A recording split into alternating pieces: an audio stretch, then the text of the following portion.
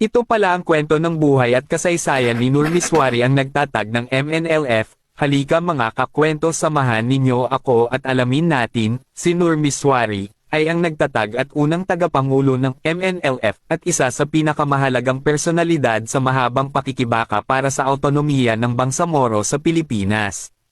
Ipinanganak siya sa isang simpleng pamilya sa Sulo at mula sa pagiging akademiko sa University of the Philippines, siya ay naging leader revolusyonaryo at kalaunan ay opisyal ng pamahalaan. Maagang buhay at edukasyon, 1939 hanggang 1960s. Kapanganakan. Ipinanganak si Nur Legipe ng Miswari noong March 3, 1939, sa Tapol, Sulo. Pamilya. Siya ang ikaapat sa 10 magkakapatid ni Salid Dane Miswari, isang mangingisda, at Dindanghel Pining. Siya ay may lahing Tausug-Sama. Pag-aaral. Nag-aral siya sa Jolo Central Elementary School at Sulo National High School. Dahil sa kakulangan sa pera, nakakuha siya ng scholarship mula sa Commission on National Integration upang makapag-aral sa University of the Philippines, UP. Karera sa akademya. Sa UP, nagtapos siya ng kursong Political Science noong 1962 at kumuha ng master's degree sa Asian Studies noong 1964. Naging lecturer siya sa UP Diliman. Dito rin niya itinatag ang radikal na grupong Kabataan Makabayan kasama si Jose Maria Sison. Ang landas ng revolusyon, 1970s hanggang 1980s. Pagkakatatag ng MNLF, 1972. Dahil sa galit at pagkadismaya sa mga pangyayari tulad ng Jab Aida Massacre at sa matagal ng hinaing ng mga Muslim sa Mindanao, itinatag ni Miswari ang Moro National Liberation Front noong October 21, 1972, layunin ng MNLF ang pagkakaroon ng sariling pamamahala o kalayaan para sa mga Moro. Tripoli Agreement, 1976. Sa ilalim ng kanyang pamumuno, nakipaglaban ang MNLF laban sa administrasyon ni dating Pangulong Ferdinand Marcos Sr. Noong 1976, nilagdaan niya ang Tripoli Agreement sa Libya, na naglatag ng balangkas para sa autonomiya ng mga Muslim sa Mindanao. Pagpapatapon, exile. Nang hindi ganap na maipatupad ang kasunduan, nagpunta si Miswari sa Middle East at Africa sa loob ng halos 10 taon. Doon siya humingi ng suporta mula sa Organization of Islam Cooperation, OIC, para sa adhikain ng Bangsamoro. Pamamahala at mga sigalot, 1990s hanggang 2010s.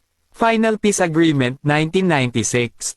Noong 1996, nilagdaan ni Miswari ang isang makasaysayang kasunduang pangkapayapaan kasama si Pangulong Fidel V. Ramos. Dahil dito, siya ay nahalal bilang ikatlong gobernador ng Autonomous Region in Muslim Mindanao, ARMM, mula 1996 hanggang 2001.